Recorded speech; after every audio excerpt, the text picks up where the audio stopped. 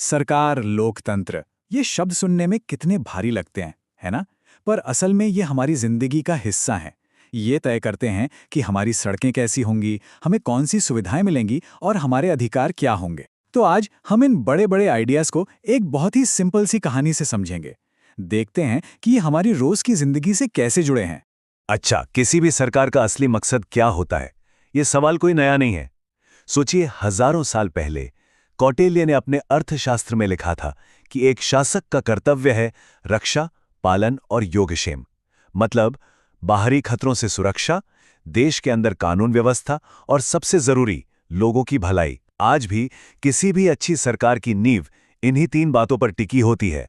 तो इन्हीं विचारों को और गहराई से समझने के लिए हम कुछ बड़े सवालों की पड़ताल करेंगे, जैसे कि सरकारें कितने तरह की होती हैं, उन्हें अपनी ताकत आखिर मिलती कहां से है, और सबसे बड़ा सवाल, लोकतंत्र या डेमोक्रेसी को ही सबसे अच्छा क्यों माना जाता है। चलिए मिलकर इन सवालों के जवाब ढूंढते हैं। तो हमारा आज का सफर कुछ ऐसा रहेगा। सबसे पहले हम समझेंगे कि सरकार आखिर है क्या। फिर एक स्कूल की दिलचस्प कहानी सुनेंगे जहां कुछ स्टूडेंट्स शासन का एक बड़ा सबक सीखते हैं। और आखिर में हम देखेंगे कि स्कूल का ये छोटा सा सबक लोकतंत्र के बड़े-बड़े सिद्धांतों को कैसे समझाता है। तो चलिए पहले सवाल से शुरू करते हैं। आखिर ये सरकार है क्या? सुनने में लगता है कि ये कोई बहुत बड़ी और हमसे दूर की चीज है, लेकिन सच तो ये है कि ये हमारी जिंदगी के हर पहलू से जुड़ी हुई है। जब हम सरकार शब्द सुनते हैं तो दिमाग में क्या आता है? शायद चुनाव, नेता या संसद। लेकिन सच्चाई ये है कि सरकार हमारे चारों तरफ है। जिस सड़क पर हम चलते हैं, जिन स्कूलों में हम पढ़ते हैं, हमारी चिट्ठियां जो घर तक आती हैं और हमारी सेना जो सीमाओं की रक्षा करती है, ये सब सरकार के ही तो काम है। ये वो चीजें हैं जो चुपचाप हमारी जिंदगी को बेहतर और सुरक्षित बनाती हैं। तो सरकार के मुख्य काम क्या-क्या हैं? इसे हम कुछ हिस्सों में बांटकर देख सकते हैं। सबसे पहला और जरूरी काम है सुरक्षा। देश के अंदर शांति और कानून बनाए रखना और बाहर से देश को सुरक्षित रखना। दूसरा है विकास, मतलब शिक्षा, स्वास्थ्य जैसी जरूरी सेवाएं देना और देश की अर्थव्यवस्था को चलाना।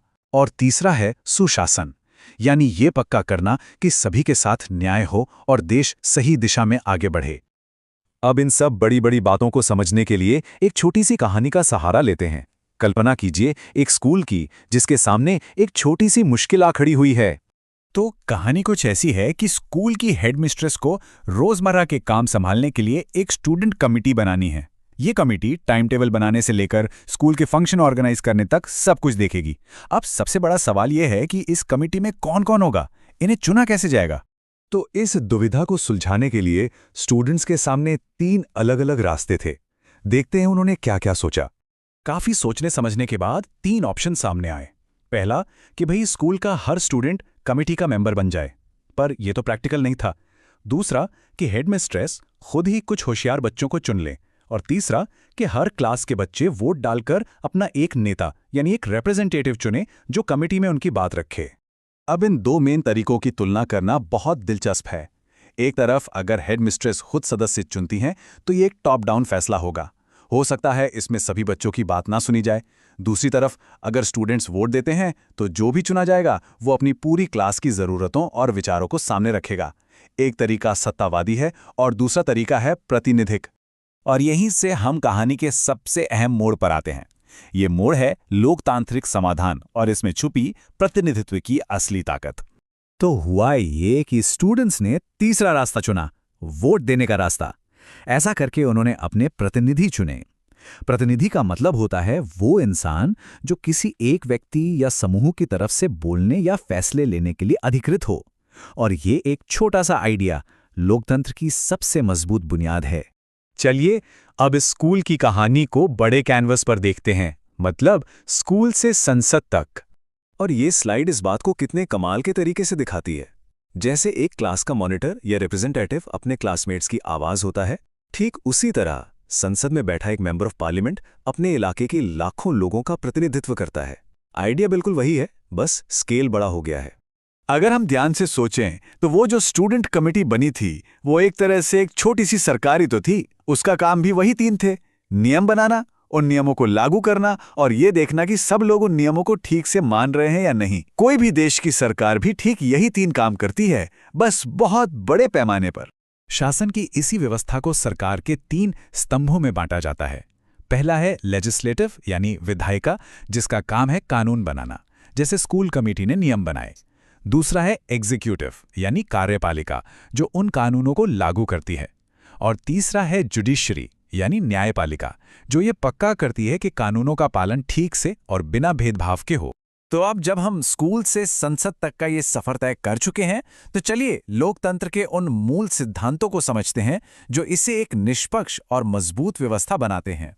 हर सच्चे लोकतंत्र की नींव कुछ बेहद जरूरी सिद्धांतों पर टिकी होती है, जैसे कि समानता, मतलब कानून की नज़र में हर कोई बराबर है। स्वतंत्रता यानी अपनी बात कहने और अपनी पसंद से जीने की आज़ादी। प्रतिनिधित्व, ताकि लोगों की आवाज़ सरकार तक पहुंचे। और सार्वभौमिक मताधिकार, मतलब हर वयस्क नागरिक को वोट देने का अधिकार, जो ये पक्का करता है कि सरकार को चुनने में सबकी भागीदारी हो। शायद लोकतंत्र की सबसे अच्छी और सरल परिभाषा अब्राहम लिंकन ने दी थी, जनता का, जनता के द्वारा और जनता के लिए शासन। इसका सीधा सा मतलब है कि असली ताकत जनता के हाथ में है, सरकार को जनता ही चुनती है और सरकार का एकमात्र मकसद जनता की भलाई करना है। तो स्कूल के एक छोटी सी दुविधा से लेकर एक देश के शासन तक हमने देखा कि लोकतंत्र सिर्फ वोट देना नहीं है, बल्कि ये भागीदारी, जवाबदेही और जिम्मेदारी का नाम है। और यही बात हमें हमारे आज के आखिरी सवाल पर लाती है। एक लोकतंत्र में एक नागरिक की सबसे बड़ी जिम्मेदारी क्या होती है? इस पर सोचिएगा जरूर।